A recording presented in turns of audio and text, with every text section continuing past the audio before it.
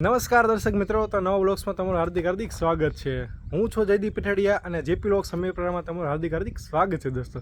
તો આજે આપણે આવી ચૂક્યા છીએ શ્રી સોનરિયા તળાવવાળા મહાકાળી માતાજીના સાનિધ્યની અંદર દોસ્તો। તો સોનરિયા તળાવવાળા મહાકાળી માતાજીની આપણે સ્થળની વાત કરીએ તો ભાવનગરથી પીપળિયા પુલ અને પીપળિયાથી તમે ઘોઘા આવો તો ઘોઘાની અંદર એ રસ્તા ઉપર વચ્ચે શ્રી સોનરિયા તળાવવાળા મહાકાળી માતાજીનું સરસ મજાનું સાનિધ્ય આવેલું છે। ઐતિહાસિક સ્થળ છે મિત્રો।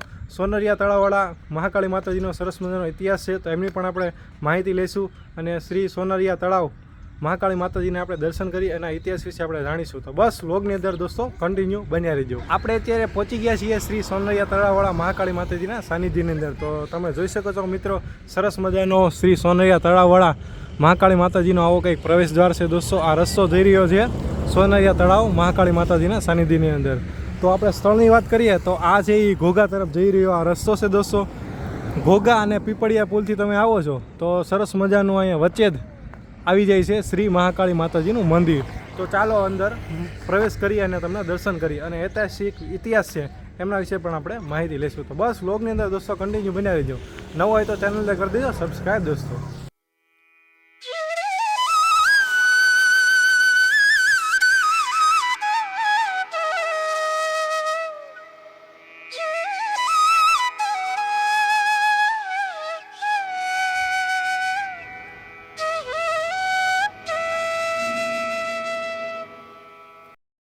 આપણે શ્રી મહાકાળી માતાજીના સાનિધ્ય પહોંચી ગયા છીએ અને આવો પ્રવેશ દ્વાર છે દોસ્તો અને સરસ મજાના પગથિયા ચડીને અહીંયા મંદિર તરફ આપણે જઈ રહ્યા છે દોસ્તો। તો બ્લોગની અંદર કન્ટિન્યુ બન્યા રહેતો દોસ્તો।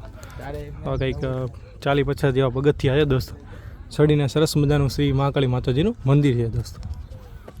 બ્લોગની અંદર કન્ટિન્યુ બન્યા રહેતો દોસ્તો। આપણે શ્રી સોનરિયા તળાવ મહાકાળી માતાજીના સાનિધ્ય પહોંચી ગયા છીએ દોસ્તો અને સરસ મજાનું સોનરિયા તળાવ છે દોસ્તો। તમે જોઈ શકો છો તળાવ છે, અહીંયા સામેની સાઈડ જ છે એ સોનરિયા તળાવવાળા મહાકાળી માતાજીનું સરસ મજાનું મંદિર છે દોસ્તો। તો ચાલો આપણે મંદિરની અંદર પ્રવેશ કરીએ અને સોનરિયા તળાવવાળા મહાકાળી માતાજીના દર્શન કરીએ આપણે। તો બસ કોમેન્ટની અંદર લખી નાખજો જય શ્રી મહાકાળીમાં। અત્યારે આપણે મંદિરની અંદર પ્રવેશ કરવાના છીએ તો સર્વપ્રથમ આપણે શ્રી ધજાના દર્શન થાય છે દોસ્તો। સરસ મજાનું સોનરિયા તળાવ માતાજીનું મંદિર છે। મારા રુદ્રભાઈ જો જઈ રહ્યા છે અને હું પણ જઈ રહ્યો છું। તો બસ વ્લોગની અંદર કન્ટિન્યુ બન્યા છે દોસ્તો।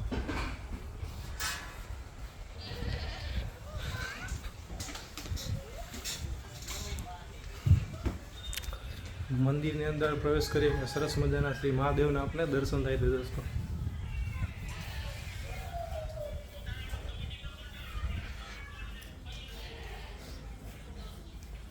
મહાદેવના આપણે દર્શન કરી લીધા છે, તો શ્રી મહાકાળી માતાજીના આપણે દર્શન કરીએ દોસ્તો।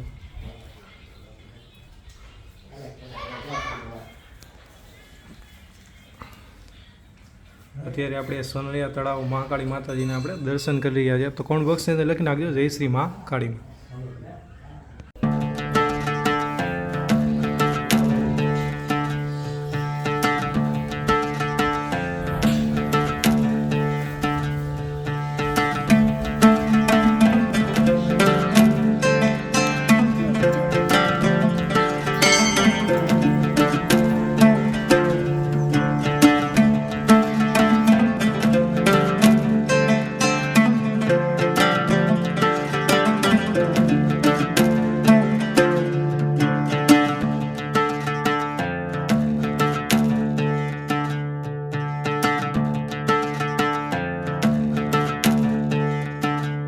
તળાવ શ્રી મહાકાળી માતાજીને આપણે વાત કરીએ તો આજે એ સોનરિયા તળાવ છે દોસ્તો ને અહીંયા મંદિર છે શ્રી સોનરિયા તળાવ મહાકાળી માતાજીની આપણે વાત કરીએ તો મંદિર શ્રી સોનરિયા તળાવનું જે પાણી આવે છે વરસાદનું, તો એ મુખ સુધી છે ને એ પાણી જાય છે એવો એનો ઇતિહાસ છે મિત્રો।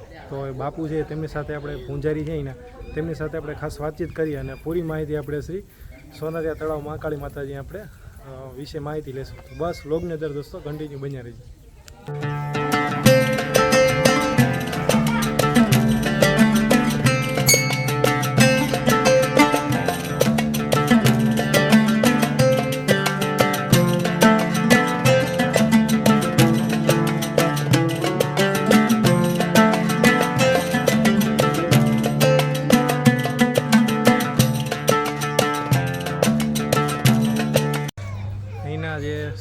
સોનરિયા તળાવ મહાકાળી માતાજીના પૂંજારી જે હતા એમની સમક્ષ આપણે એમની માહિતી લઈશું. તો બસ વ્લોગની અંદર ગણી રહેશો.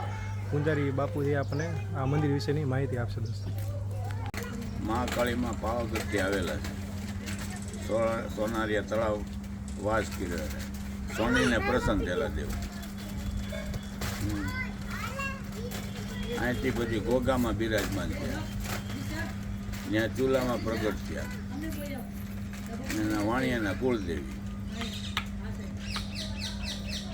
બોલો હવે પછી અસંખ્ય પડછા પૂરેલા છે મહાકાળીમાં. સોનીને પ્રસન્ન થયેલા દેવ.